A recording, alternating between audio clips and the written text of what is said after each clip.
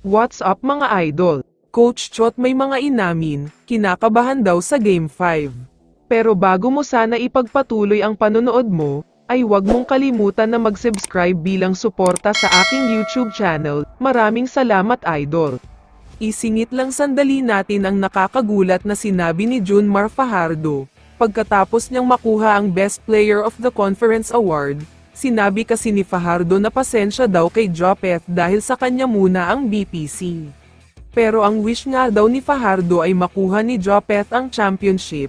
Maganda daw kasi talaga ang pinapakita ng Hinebra ngayon pati si Aguilar, kaya naman hindi na magugulat si Fajardo kapag nag-champion sila. Sa tingin nga ni Fajardo ay mas malaki na daw ang chance ng Hinebra na mag-champion, dahil tabla na sa 2-2 ang serye at nakuha na uli ang momentum. Kaya kung magpapatuloy ang magandang laro nila ay sure ng championship ito. Sa kabilang banda naman, pag-usapan na natin ang sinabi ni Coach Chot tungkol sa Hinebra. Ayon sa kanya ay alam na alam daw talaga niya na nasa Hinebra na ang momentum ngayon, matapos nilang makakuha ng 2 straight wins. Ibang klase daw talaga ang ginawa ng Hinebra lalong-lalo na sa Game 4, sumakit nga daw ang ulo ni Coach Chot dahil sa mga design play ng Hinebra. Pinag-aralan na rin daw nila sa dugout pero wala pa rin nangyari. Pinuri niya si Maverick Ahanmisi at sinabi niya na grabe daw ang shooting nito, kung may isang player nga daw na talagang sakit sa ulo pagdating sa opensa. Ito ay walang iba kundi si Ahanmisi dahil sobrang magaling daw talaga.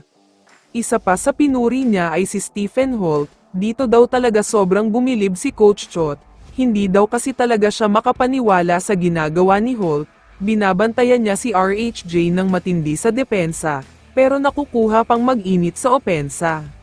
Kaya naman sa paparating na Game 5, kinakabahan na daw si Coach Chot sa panibagong game plan ng Hinebra. Mas mahirap daw kalabanin ang mga ito ngayon dahil matinding momentum shift talaga ang nangyari. Sana nga daw ay makahanap pa ng solusyon ang TNT mula sa uprising na ginagawa ng Hinebra. Kailangan daw makagawa ng game plan para mapigilan sina Justin Brownlee, Scottie Thompson, Maverick Ahanmisi at Stephen Holt. Pero kung hindi nga daw magagawa ng TNT ito sa lalong madaling panahon, mahihirapan na talaga sila na manalo pa sa Game 5, at mas mahirap na manalo ng championship, dahil makukuha na ng Hinebra ang complete momentum. Kaya naman kung ikaw ang tatanungin idol, ano ang masasabi mo sa balitang ito? I-comment mo naman ang sagot mo sa tanong na ito. So dito na nagtatapos ang video na ito. Maraming salamat sa pagsuporta at panonood mga idol. Ingat at bye-bye.